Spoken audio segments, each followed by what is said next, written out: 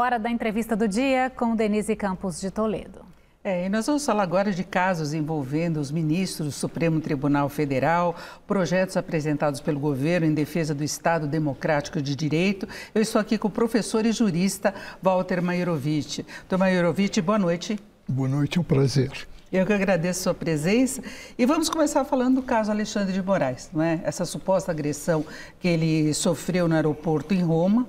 Ainda não chegaram os vídeos do aeroporto, foi apresentada uma gravação por um dos que o teriam agredido.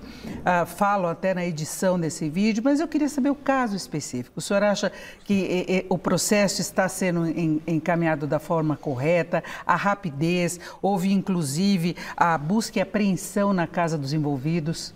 Bom, são várias as questões. Eu começaria apontando pela gravidade. Um ministro, lá estava com investidura de ministro, ser aí agredido e ter ainda um filho, talvez, agredido fisicamente ou vias de fato, a gente não sabe bem. Então, isto é um fato grave. Agora, o correr do tempo, e já faz uma semana, dá para verificar algumas coisas. A primeira delas, com relação àquela tipificação, aquele elenco de crimes que a polícia começou a apurar. Por exemplo, perseguição. Qualquer estudante de direito sabe que a perseguição exige reiteração, repetição. E ali o ato foi único e essas pessoas nunca perseguiram, nunca participaram de nada contra esse ministro Alexandre de Moraes. O segundo ponto é o desacato. O ministro estava lá investido na condição de ministro, mas estava sem função, evidentemente, estava fora do Brasil. E desacato a uma pessoa que não está em função não é e nunca foi crime de desacato. Então, o que novis fora quanto, né? Vamos dizer assim, fica a injúria, que é crime pela lei brasileira de menor potencial ofensivo, absurdamente, diga-se, crime contra a honra, vai para um juizado de pequenas causas e sobra, talvez, vias de fato, que é uma contravenção ou lesão corporal, se tiver aí prova da lesão. Então, qual é o outro problema? O outro problema é que a ministra Rosa Weber, que é a plantonista, nós estamos no recesso do judiciário, ela deferiu, depois de ouvir o procurador-geral, buscas e apreensões. A pergunta que não quer calar é a seguinte: por que do Supremo? A gente sabe, houve a todo momento foro privilegiado para deputados, juízes, governadores, deputados, mas como suspeitos, como réus.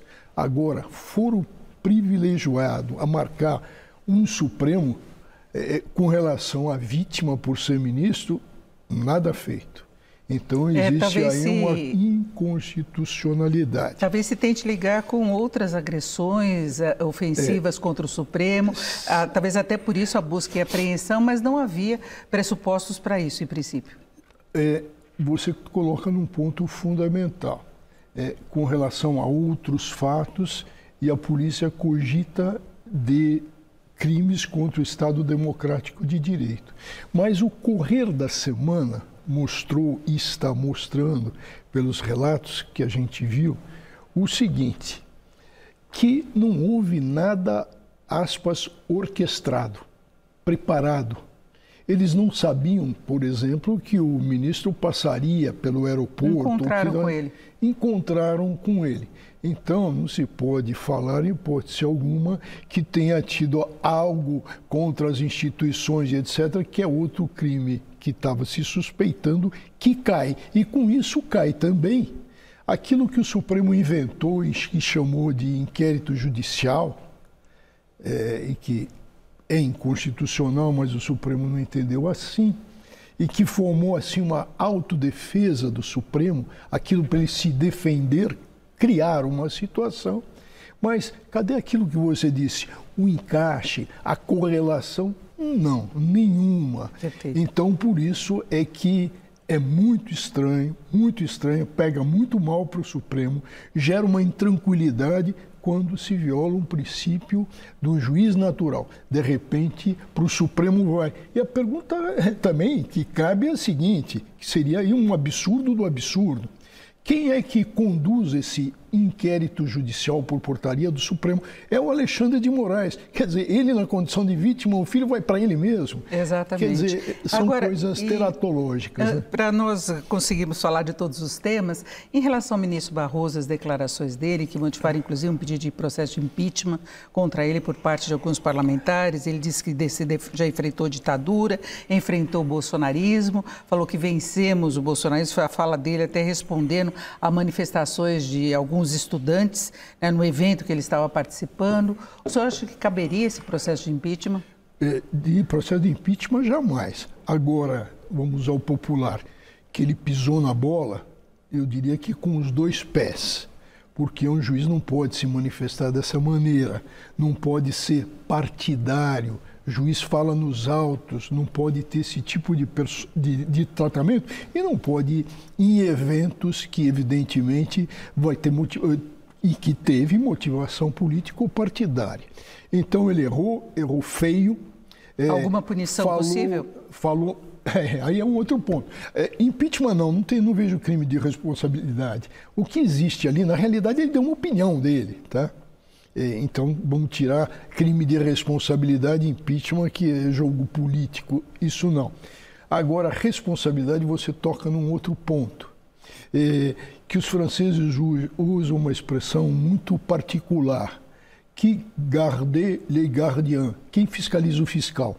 No Supremo, ninguém fiscaliza, porque esse Conselho Nacional de Justiça está abaixo do Supremo. Então, esses desvios de ministros do Supremo ficam impunes, ficam sujeitos só a impeachment, mas não é esse o caso. Então, quem fiscaliza o fiscal? No Supremo nosso, ninguém. Tomé Eurovitch, nós temos muito pouco tempo, mas eu queria que o senhor falasse sobre os projetos que foram apresentados pelo governo para tentar inibir atos antidemocráticos, não é? Eles não se aplicariam no caso das penas, as pessoas que já estão sendo investigadas por causa do 8 de janeiro, sim, mas as questões financeiras, sim, né? Contra bens, patrimônio e tudo mais. Como é que o senhor viu esse endurecimento? Ele é uma defesa mesmo da democracia?